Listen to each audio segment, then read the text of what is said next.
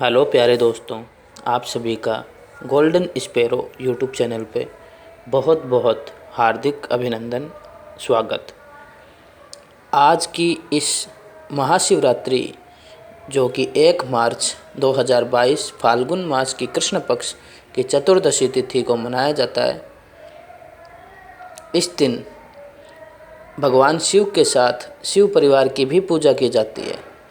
इस दिन विधि पूर्वक भगवान शिव की पूजा करने से सभी प्रकार की मनोकामनाएं पूर्ण होती है, ऐसी मान्यता है। इस दिन महाशिवरात्रि के व्रत का भी विशेष पुण्य माना गया है। आइए जानते हैं महाशिवरात्रि की व्रत कथा। इसमें कोई त्रुटि हो तो क्षमा कीजिएगा। तो दोस्तों, आज हम महाशिवरात्रि की व्रत कथा आपको बताने जा रहे हैं। इसमें अगर कोई छोटी सी भी कोई त्रुटि हो तो हमें क्षमा कर कीजिएगा। हम अपनी तरफ से पूरी कोशिश करेंगे आपको इसका महत्व बताने के लिए। तो बात ऐसी थी कि एक दिन शिकारी चित्रभानु नाम का एक शिकारी था। तो उसको एक साहूकार ने बंदी बना लिया। महाशिवरात्रि की कथा का वर्णन शिव पुराण में मिलता है। इस कथा के अनुसार पुरातन काल में एक शिकारी था जिसका नाम था चित्रभानु। यह शिकारी एक साहूकार का कर्जदार था। कर्ज न दे पाने की स्थिति में साहूकार ने उसे एक शिव मठ में बंदी बना दिया था। संयोग से जिस दिन से वो शिकारी को बंदी बनाया, उसी दिन महाशिवरात्रि थी। साहूकार ने इस दिन अपने घर में पूजा का आयोजन किया और पूजा के बाद कथा का पाठ किया गया। शिकारी भी पूजा और कथा में बताई गई बातों को ध्यान से सुनता रहा। शिकारी ने साहूकार से ऋण चुकाने का वादा भी किया। पूजा कार्यक्रम समाप्त होने के बाद साहूकार ने शिकारी को अपने पास बुलाया और उससे अगले दिन ऋण चुकाने की बात कही। इस पर शिकारी ने वचन दिया। साहूकार ने उसे मुक्त कर दिया। शिकारी जंगल में शिकार के लिए आ गया। शिकार की खोज में उसे रात हो गई। जंगल में ही उसने अपनी रात बताई। शिकारी एक तालाब के किनारे एक बेल के पेड़ पर चढ़कर रात बिताने लगा। बेलपत्र के पेड़ के नीचे एक शिवलिंग था जो बेलपत्रों से ढक चुका था। इस बात का उस शिकारी को बिल्कुल भी अंदाज़ा नहीं था। आराम करने के लिए उसने बेलपत्र की कुछ शाखाएं तोड़ी। इस प्रक्रिया में कुछ बेलपत्र की पत्तियां शिवलिंग पर गिर पड़ी। शिकारी भूखा प्यासा उसी स्थान पर बैठा रहा। इस प्रकार से शिकारी का व्रत हो गया। तभी गर्भिणी हिरणी तालाब पर पानी पीने के लिए आई। हिरणी को शिकारी ने जाने दिया। शिकारी ने धनुष पर तीर चढ़ाकर हिरणी को मारने की जैसी ही कोशिश की, वैसे ही हिरणी बोली, मैं गर्भ से हूँ, शीघ्र ही बच्चे को जन्म दूंगी। तुम एक साथ 2 जीवों की हत्या करोगे, यह उचित नहीं होगा। मैं अपने बच्चे को जन्म देकर शीघ्र ही तुम्हारे पास आ जाऊंगी, तब तुम मेरे शिकार कर लेना। शिकारी ने तीर वापस ले लिया। हिरणी भी वहाँ से चली गई। धनुष रखने में कुछ बिल्वपत्र पुनः टूटकर शिवलिंग पर गिर गए। इस प्रकार उससे अनजाने में ही प्रथम प्रहर का पूजा पूर्ण हो गई। कुछ देर बाद एक और हिरणी उधर से निकली।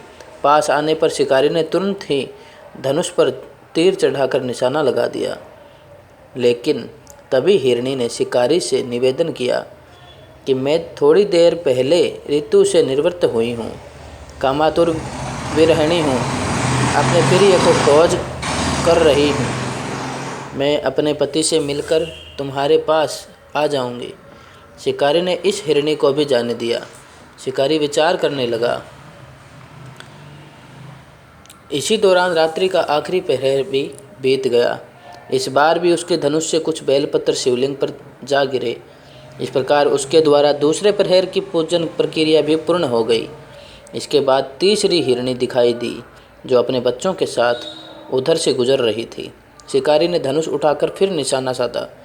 शिकारी तीर को छोड़ने वाला ही था कि हिरणी बोली, मैं इन बच्चों को इनके पिता को सौंपकर लौट आऊँगी। मुझे अभी जाने दें आप। शिकारी ने ऐसा करने से इनकार कर दिया। उसने बताया कि 2 हिरनी को मैं छोड़ चुका हूँ। हिरनी ने कहा कि शिकारी, मेरा विश्वास करो आप, मैं वापस आने का वचन देती हूँ। शिकारी को जब हिरनी पर दया आ गई तो शिकारी को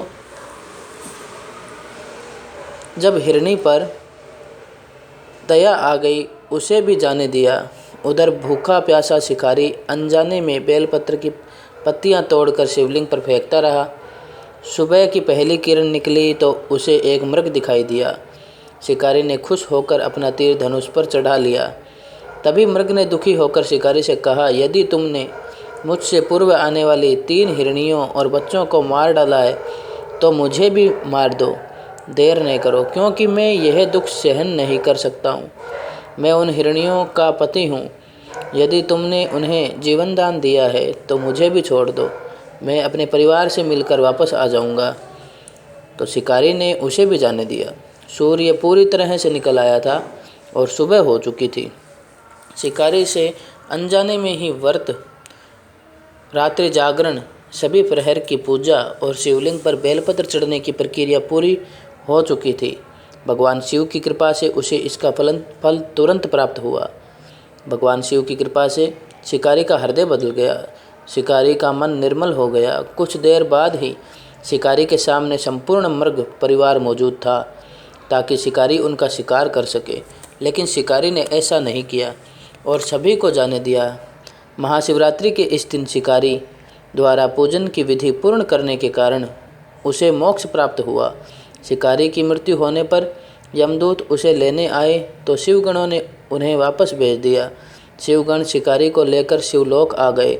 भगवान शिव की कृपा से ही अपने इस जन्म में राजा चित्रभानु स्वयं के पिछले जन्म को याद रख पाए और महाशिवरात्रि के महत्व को जानकर उसका अगले जन्म में भी पालन कर पाए।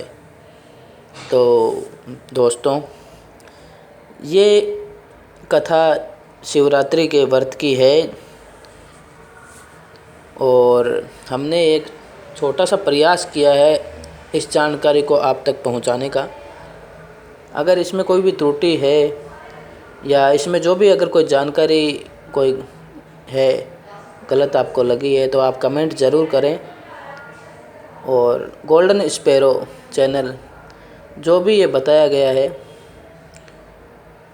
इसके अंदर अपने अपने मत हो सकते हैं। तो महाशिवरात्रि के व्रत की कथा हमने आपको सुनाने की कोशिश की। आपको अगर अच्छा लगा हो तो आप इसे शेयर करिएगा और आप अपना भी ख्याल रखें और सबका, अपने दोस्तों का ख्याल रखें। हैप्पी महाशिवरात्रि। नमस्कार।